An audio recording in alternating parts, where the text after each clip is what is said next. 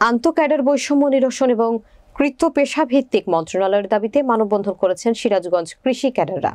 বিস্তারিত দেখুন সিরাজগঞ্জ থেকে আশরাফুল ইসলাম জয়ের প্রতিবেদনে। বৃহস্পতিবার বেলা 12টার দিকে সিরাজগঞ্জ কৃষি সম্প্রসারণ অধিদপ্তর উপপরিচালকের কার্যালয়ের সামনে এ মানববন্ধন অনুষ্ঠিত হয়। মানববন্ধন শেষে একটি র্যালি সিরাজগঞ্জ শহরের প্রধান প্রধান সড়ক প্রদক্ষিণ করে একই স্থানে এসে শেষ হয়। মানববন্ধনটি সিরাজগঞ্জ কৃষি সম্প্রসারণ অধিদপ্তরের শস্য অতিরিক্ত উপপরিচালক মোহাম্মদ মশকর আলীর আহ্বানে বক্তব্য রাখেন অতিরিক্ত উপপরিচালক মোহাম্মদ জিয়াউর রহমান, অতিরিক্ত উপপরিচালক মোহাম্মদ এনামুল হক, কৃষি প্রকৌশলী ফাতেমা আক্তার, সিরাজগঞ্জ সদর উপজেলা কৃষি অফিসার মোহাম্মদ আনোয়ার সাদাত, রায়গঞ্জ উপজেলা কৃষি অফিসার মোহাম্মদ আব্দুর রউফ, উল্লাপাড়া উপজেলা কৃষি অফিসার সুবর্ণা ইয়াসমিন সুমি, শাহজাদপুর উপজেলা কৃষি অফিসার জেরিন আহমেদ, বেলকুচি উপজেলা কৃষি অফিসার সুকান্ত ধর, কামারখন্দ উপজেলার কৃষি অফিসার রতন চন্দ্র বর্মন।